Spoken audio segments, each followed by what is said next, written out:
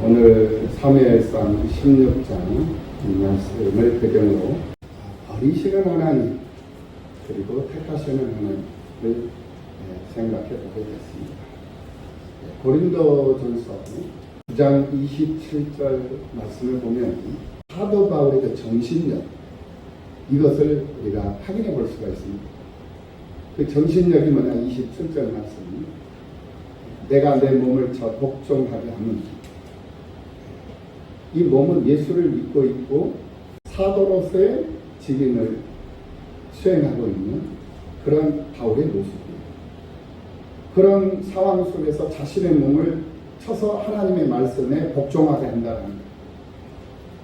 그렇게 내가 내 몸을 쳐서 복종하게 하는 것은 내가 남에게 이 복음을 전파한 후에 도리어 내 자신이 버림을 당할까 두려워서 날마다 나를 쳐서 하나님의 말씀에 복종하게 한다 라고 말씀을 하고 있는 것을 볼 수가 있습니다.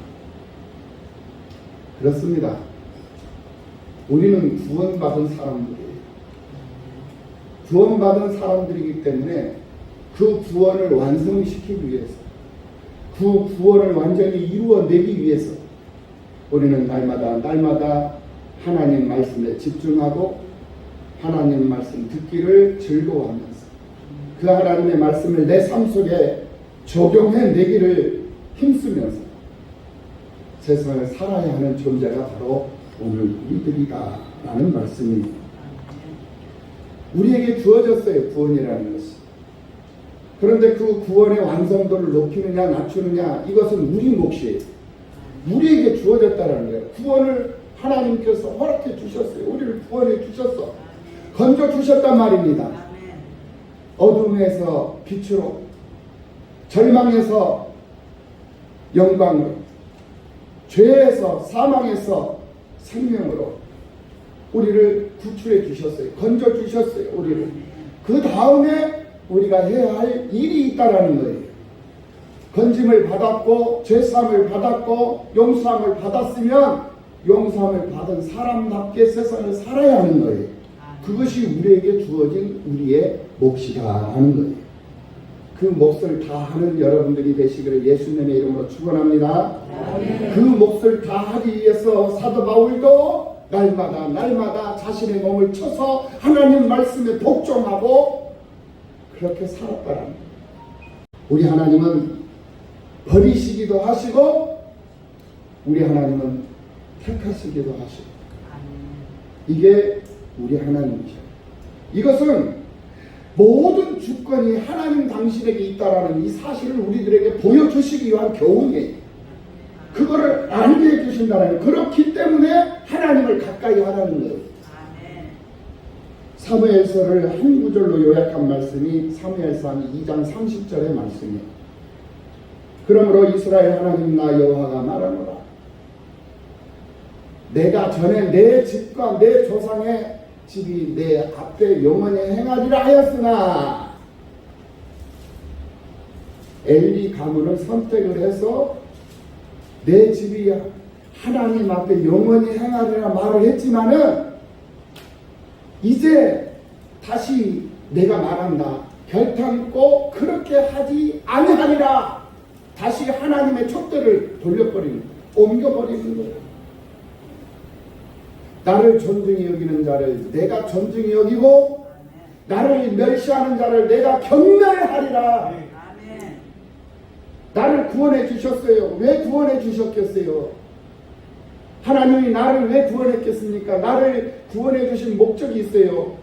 그 목적은 하나님께 경배하고 하나님을 즐거워하고 하나님을 경외하면서 하나님께 영광을 돌리는 삶을 살라고 하나님 말씀대로 하나님 뜻대로 그렇게 세상을 살으라고 우리를 구원해 주셨고 우리를 구별해 주셨다는 거예요. 그런데 그렇게 하지 않더라는 거예요. 나를 경멸하더라는 나를 멸시하더라는 그러니까 하나님께서 그 구원의 은총을 걷어버려 옮겨버린 거예요. 사무엘상 2장 30절의 이 말씀은 하나님께서 아론의 후손인 이 엘리 제사장과 그 가문에게 주신 아주 무서운 심판의 말씀입니다. 이 말씀에 의해서 하나님을 경멸하고 멸시했던 엘리 제사장의 가문을 하나님은 폐하셨어요. 그리고 그 자리에 하나님을 존귀히 여기시는 사무엘 선지자를 세워서 하나님은 당신이 계획하셨던 구속사적 사역을 이루어가고 계시는 것을 볼 수가 있어요. 그와 같은 원리로 하나님을 멸시하던 이스라엘의 초대 왕 사울을 하나님이 또 폐하셨어요. 누가 기름 부었습니까? 누가 사울을 왕으로 세웠습니까?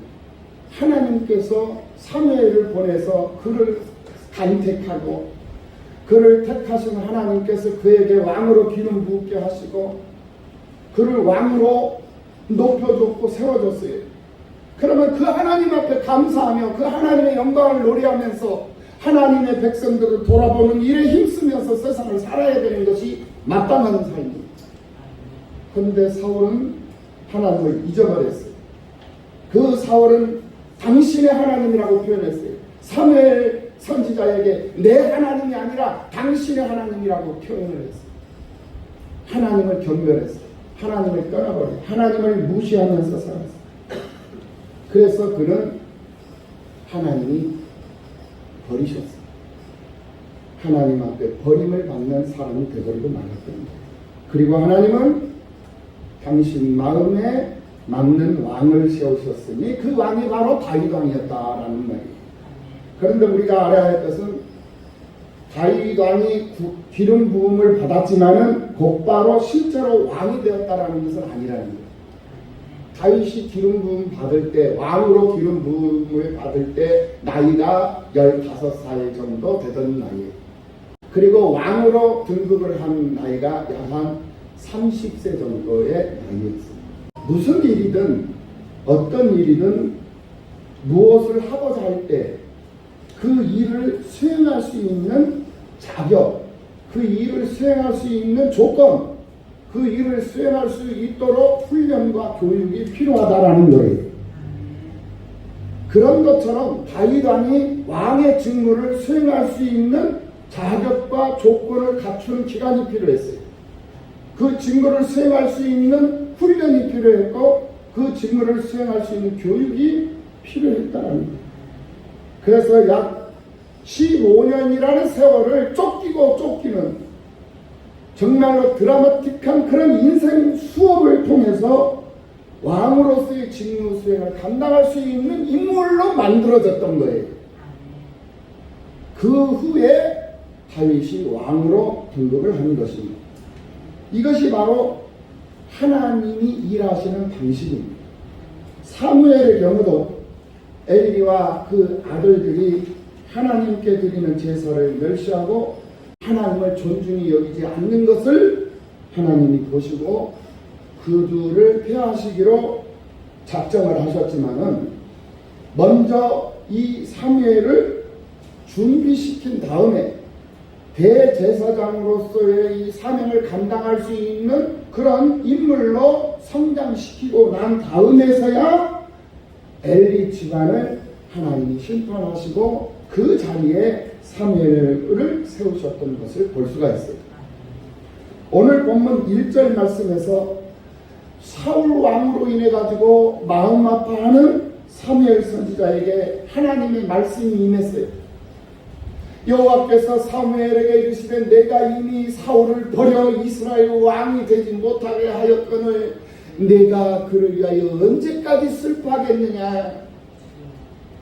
언제까지 눈물을 흘리며 슬퍼하고 있을 것이냐? 하나님께서 사무엘에게 지금 말씀하고 있습니다. 너는 뿔에 기름을 채워가지고 가거라. 어디로? 내가 너를 베들레헴 사람 이새에게로 보내리니 이는 내가 그의 아들 중에서 한 왕을 보았느니라 하시는지라. 이새의 8아들이 있는데 그 8아들 중에 한 아이가 왕의 용도를 갖춘 아이였더라는 거예요. 그 아이한테 뿔에다가 기름을 채우고 그 아이한테 찾아가더라. 가라고 얘기해요. 그러니까 이 사무엘이 깜짝 놀래죠. 아버지, 어찌하여 나를 보내시려고 합니까? 이 사실을 사울이 알게 되면 나는 곧바로 죽어요. 단방에 죽습니다. 어떻게 나한테 그런 위험한 일을 하게 하십니까? 사무엘은 순종보다 두려움이 앞섰어요. 순종하는 것보다 두려움. 이 천하의 사무엘이, 순종의 본이 되었던 이 사무엘이 이 순간만큼은 두려워했다라는 거예요. 이것이 잘못된 거예요. 이것이 사울 왕에게는 너무나도 큰 불행이었다. 사울에게 불행이었어. 사무엘 선지자가 사울을 두려워하고 있다는 이 사실이 그 당사자인 사울에게는 불행이었다. 하나님의 종이, 하나님의 사자가 자신을 두려워하고 자신을 무서워하고 자신이 불편해하고 있다라는 거예요. 이것이 그 사람에게는 불행이다 이거예요. 왜 같은 밥을 먹어도 어떤 사람하고 밥을 먹으면 편하게 밥을 먹는데 왜 같은 밥을 먹는데 어떤 사람하고 밥을 먹으면 왜 불편하냐? 같은 밥을 먹는데도 똑같은 성도 똑같은 같은 밥을 먹는데 왜 이 성도하고 밥을 먹으면 왜 소화도 안 되고 불편해? 가시방석에 앉은 것 같아. 밥을 먹는데. 그런데 왜 어떤 성도하고 밥을 먹으면 밥맛이 좋아? 왜 그렇게 기분이 좋고 소화도 잘 되고 왜 그렇게 행복하고 편안한지? 그것이 나한테는 불행인지 복인지를 알아요. 주의 종을 편안하게 해주고 주의 종이 나를 생각할 때 불편해하지 않고 나를 편안하게 생각할 수 있는 그런 존재가 되라는 거예요. 그 사람이 행복한 사람이에요. 어떤 사람이 불행한 사람이냐? 주의 종에게 두려움의 대상이 되고 걸끄러움의 대상이 되고 불편한 대상이 되어져 있다면 그 사람은 지금 불행한 사람이다. 사울 왕이 그랬어요. 사울 왕이 이거를 알면 나 죽어요 아버지. 지금 사무엘이 지금 사울 왕을 두려워하고 있어요. 그것이 사울 왕에게는 불행이다. 누가 그를 기름 부었습니까? 하나님께서 기름 부었죠. 누구를 통해 기름 부었습니까? 사무엘을 통해 기름 부었어요. 자신에게 기름을 부어준 그 사람이 자신을 지금 두려워하고 있다는 거예요. 다윗과 사울의 다른 점, 그것이 바로 하나님의 사람을 대하는 태도였다는 거예요. 사무엘상 22장 말씀을 가보면 사울이 노베 제사장들을 85명이나 무참하게 학살을 하는 장면이 있어요.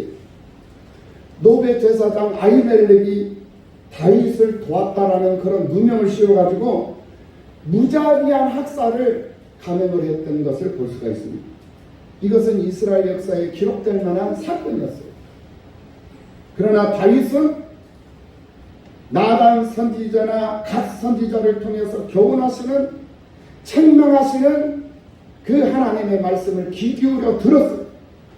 그리고 받아들이고 삶 속에서 그 즉시로 자복하고 회개하며 눈물로 침상을 띄우는 삶을 살았어요. 그것이 사울과 다윗의 차이였잖아요. 주의 종의 말씀을 하나님의 말씀으로 듣고 즉각적으로 내 삶 속에 적용하는 그 사람이 복 있는 사람이다 이거예요. 그 사람이 형통할 수 있는 사람이고 하나님의 축복을 받고 그 축복을 누리면서 그 축복 속에서 형통한 삶을 살아갈 수 있는 자격을 갖춘 사람이다라는 거예요. 오늘 이 사무엘상 16장 말씀을 통해서 우리는 이 말씀을 명심하게 들어요. 내 삶 속에 이 말씀을 적용할 수 있는 그런 성도들이 되어야 종의 입술을 통해 선포되는 하나님의 말씀에 귀 기울이는 기쁨이 있는 여러분들의 삶이 되시기를 예수님의 이름으로 축원합니다. 다윗이 택함을 받은 것은 하나님의 전적인 은혜요, 하나님의 주권적인 그런 선택이었습니다. 그러나 다윗이 하나님께 택함을 받는 데는 네 가지의 이유가 있었어요. 아무런 맥락 없이 그냥 하나님께서 그를 선택한 것이 아니었어요.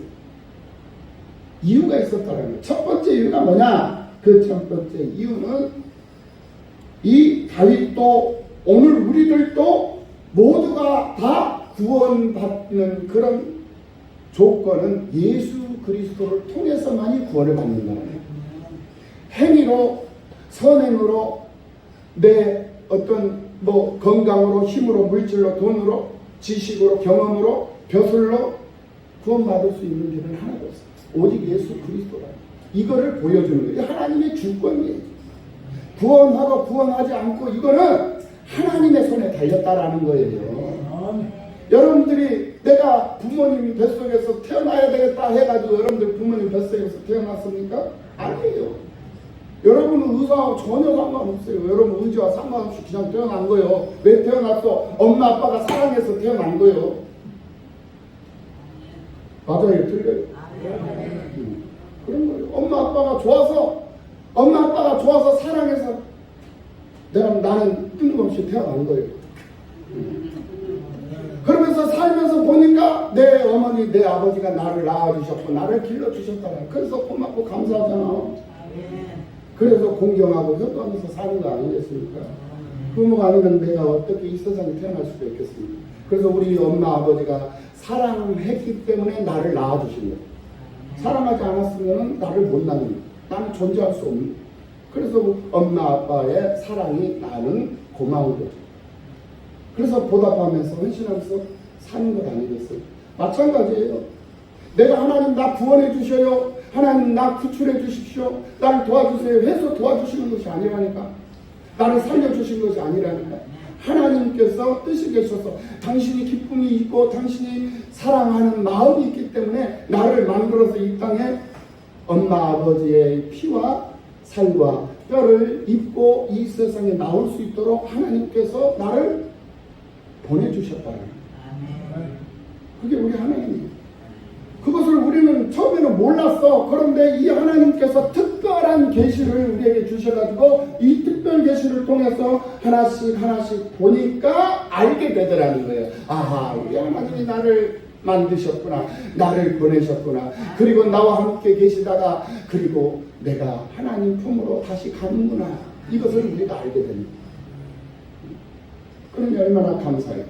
내가 어떤 존재인가를 분명하게 인식하면서 살아요. 그러므로 오늘 우리나 이 다윗의 모습, 다윗 왕의 모습이나 모두가 다 예수 그리스도로 인하여 택함을 받았기 때문에 우리가 구원함을 받은 것이다 라는 거예요. 두 번째로 하나님께서 택하실 때는 그의 중심을 보신다는 거예요. 중심.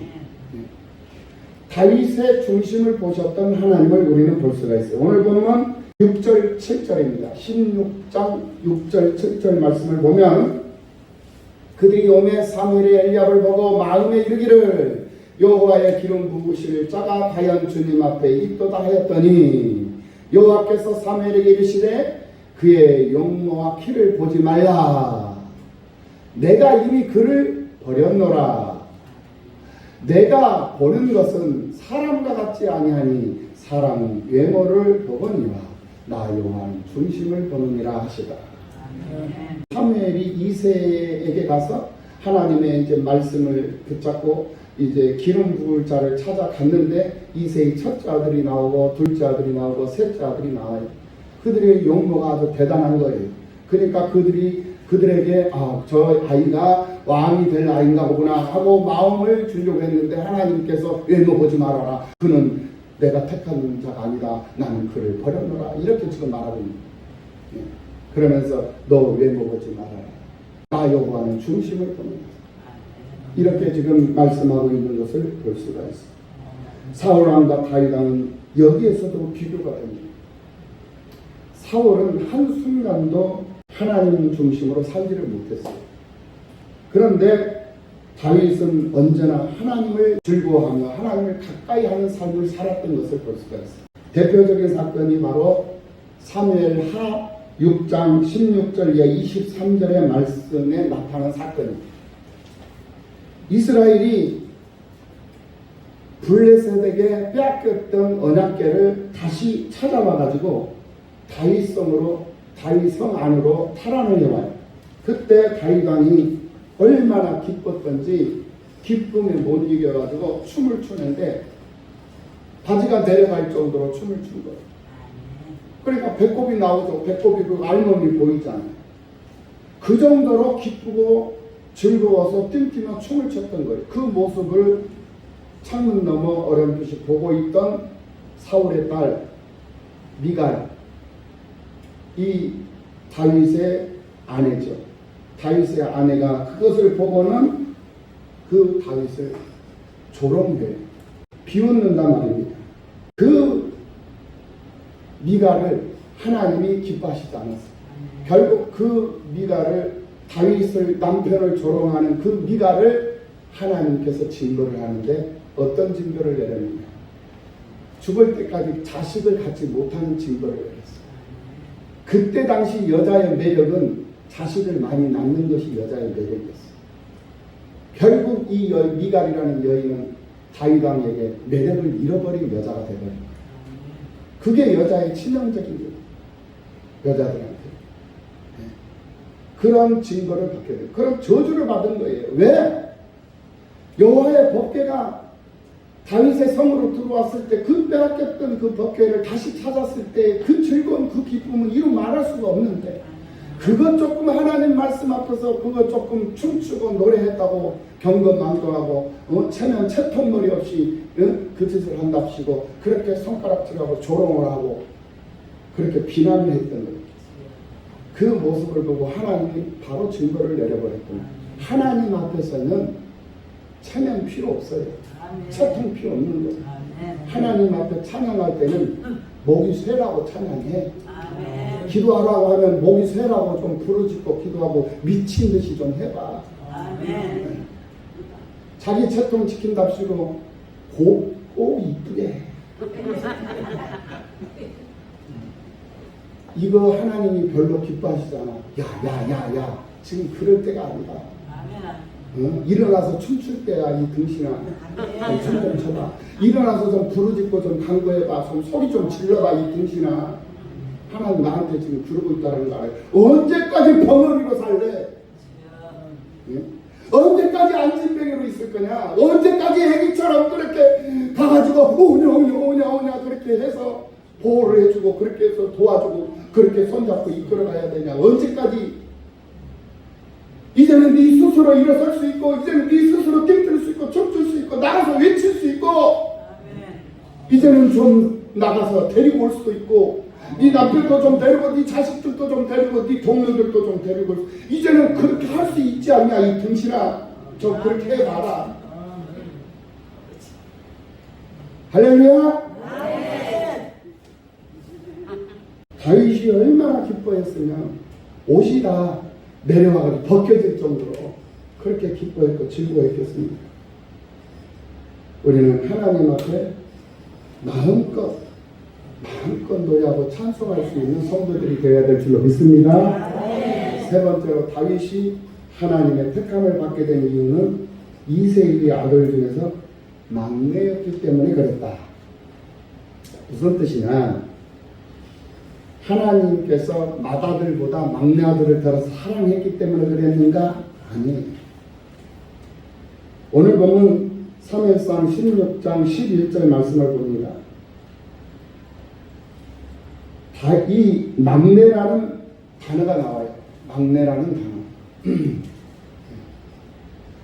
이새가 이르되 아직 막내가 남았는데, 그랬죠? 아직 막내가 남았는데 그는 양을 지키나이다. 사무엘이 이새에게 내 아들들이 다 여기 있느냐? 아무리 봐도 왕이 될 만한 그 제목이 될 만한 애들이 안 보이는 거예요. 분명히 하나님께서는 있다고 그랬는데 안 보이는 거야.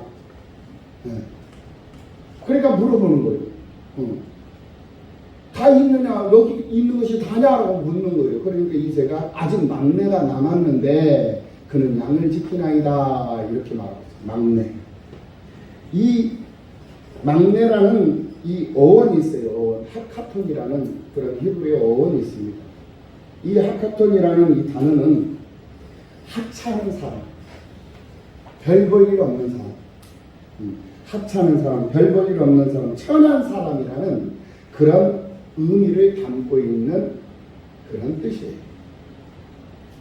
이 다윗은 이새의 그 가정에서 아버지 집에서 막내로서 가장 보잘것없는 자식이었어요.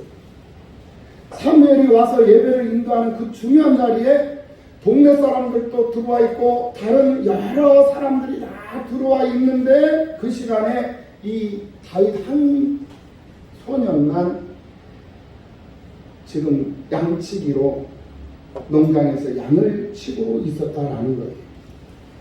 다른 아들들은 다 중요한 초대를 받아가지고 그 중요한 자리에 앉아 있었는데 다윗은 그런 자리에 나가지 않아도 될 하찮은 존재로 취급을 받았던 사람이었다라는 거예요. 보잘것없는 사람. 너 같은 것이 무엇을 할 수 있겠어? 그런 취급을 받았던 그런 사람이었다라는 거예요. 그런데 여러분, 다윗이 그렇게 보잘것없는 존재 하카톤이었기 때문에 오히려 하나님 앞에 선택을 받았다라는 거예요. 그가 양을 치면서 홀로 무엇을 했습니까? 하나님 앞에 기도했어요. 또 무엇을 했습니까? 물맷돌을 던지는 놀이를 했어요. 그러니까 물맷돌 5개를 탁 장착을 하고 골리앗 대장 앞에 나가는데 물맷돌 하나로 그냥 한 방에 날려버리잖아요. 이 다윗의 그 용맹함, 이 다윗이 골리앗 앞에서 그 정도의 그 담대함과 용맹함이 가질 수 있었던 것은 양을 치는 그런 과정 속에서 단련되고 훈련됐기 때문에 가능했어요. 이 양무리들 주변에는요, 사나운 사자 무리들, 사나운 늑대 무리들, 승냥이들이 늘 득실득실거리고 벼르고 있는 그러한 거예요. 그러니까 그들을 막대기 하나로 지켜야 돼요. 이 소년이 말입니다. 그러니 용맹해질 수밖에 없죠. 그들을 쫓아내야 돼요. 그래서 물맷돌 연습을 할 수밖에 없었던 거예요. 그래서 사나운 맹수들이 양머리를 치고 들어오면은 물맷돌로 그들을 물리쳐야 됐고, 그 어린 소년이 그 막대기 지팡이로 싸워서 대적을 해서 그 사나운 짐승들을 물리쳐야 했던 그런 책임을 가지고 있었던 소년이었어요. 그는 홀로 내버려졌다고 투정하지 않았어요. 불평하지 않았어요. 자기에게 주어진 환경에서 자기가 해야 할 역할을 충실하게 하면서 하나님 앞에 쓰임받고 하나님 앞에 택함 받을 수 있는 그런 순간까지 준비하며 살았던 거예요. 그래서 택함을 받았던 거예요. 오늘 우리들도 그렇다는 거예요. 오늘 우리들도 그래야 된다. 마지막으로 다윗이 택함 받은 이유를 하나만 더 든다면 다윗은 하나님과 친밀한 사람이었다라는. 그래서 늘 시편 18편 1절 말씀에서 나의 힘이 되신 여호와여 내가 너를 사랑하노라. 이것을 고백하면서 힘들 때다, 어려울 때나 외로울 때나 위험할 때나 어떤 상황 가운데 놓여 있을 때도 이 다윗은 이 노래를 잃어버리지 않았습니다. 나의 힘이 되신 여호와여 내가 주를 사랑하노라. 여러분들의 고백이 되시기를 예수님의 이름으로 축원합니다. 그뿐만이 아니에요. 시편 18편 29절 말씀에서 내가 주를 의뢰하고 적군을 향해 달리며 내 하나님을 의지하고 담을 뛰어넘나이다. 하나님을 의뢰하고 하나님을 의지해서 적군을 향해서 달려가고 담을 뛰어넘나이다. 모든 것이 하나님을 의지하고 하나님을 믿고 하나님을 의뢰하고 행동하는 자신을 고백하고 있는 것을 볼 수가 있습니다. 이것이 다윗의 삶이었다. 그것뿐만이 아니에요. 시편 23편 1절 말씀에서 여호와는 나의 목자시니 내게 부족함이 없으리로다. 이것이 다윗의 신앙 고백이었습니다. 나의 힘이 되신 여호와여 내가 주를 사랑합니다. 내가 주를 의뢰하고 적군을 향해 달리고 있으며 내 하나님을 의지하며 담을 뛰어넘나이다. 여호와는 나의 목자시니 내게 부족함이 없으리로다. 이것이 이 다윗의 삶이었고 이 다윗의 신앙이었습니다. 이 다윗의 삶이요 이 신앙이 그를 이기는 자의 삶을 살아가는 왕이 되게 했고 이스라엘이라는 위대한 나라를 건국하고 그 나라를 확장시킬 수 있는 그런 위대한 왕 예수 그리스도의 계보에서 가장 빛나는 왕이 될 수 있도록 하나님께서 그를 찬란하게 빛내주셨다라는 거예요. 오늘 우리들도 그렇습니다. 하나님의 세계 안에 들어와 있어요. 우리는 그 세계에서 우리가 빛이 나야 될 것 아니겠습니까? 우리가 하나님의 영광 가운데 함께 참여하고 그 영광 가운데서 쓰임받는 그런 즐거움으로 세상을 살아야 되지 않겠습니까? 그러려면 어떻게 해야 됩니까? 이 다윗의 신앙이 우리의 신앙이 되어야 된다는 거예요. 다윗의 고백이 우리의 고백이 되어야 한다는 거예요. 다윗은 언제나 하나님과 인격적인 관계 속에서 살았던 것을 볼 수가 있어요. 하나님을 믿었고 하나님을 사랑했고 양이 목자를 따르듯이 하나님을 신뢰하며 살았던 것을 볼 수가 있어요. 다윗이 하나님의 택하심을 받은 것, 그 이유는 도덕적으로 다윗이 완벽했기 때문에 스펙이 좋았기 때문에 종교적으로 능력이 많아서 아니 전혀 그런 것이 아니었습니다. 오히려 그는 막내였어요. 보잘것없는 하찮은 그런 존재였다라는 거예요. 아버지조차도 인정하지 않았던 보잘것없는 그런 자식이었어요. 그런 아이였어요. 그런데 하나님께서 그를 택해 주셨어요. 그리스도 안에서 그를 택해 주셨어요. 그의 외모 능력 스펙 때문에 그를 택해 주신 것이 아니라 그의 중심을 보시고 그의 삶을 보시고 그의 신실함을 보시고 하나님께서 그의 중심을 보았기 때문에 그를 구원해 주셨다. 그를 택해 주셨다. 그의 믿음이 추상적인 믿음이나 관념적인 믿음이 아니라 하나님과의 관계가 목자와 양의 관계처럼 친밀한 관계, 인격적인 관계, 인간적인 그런 관계였기 때문에 그가 택함을 받았고 그 택함 받은 자의 구원을 완성시키며 이루며 하나님 나라의 주인공이 될 수 있었다는 겁니다. 이렇듯 하나님 나라의 주인공들로 부족함이 없는 여러분 모두가 다 되셔서 하나님의 사람들로 하나님의 영광 가운데 참여할 수 있는 모두가 다 되시기를 예수님의 이름으로 축복합니다.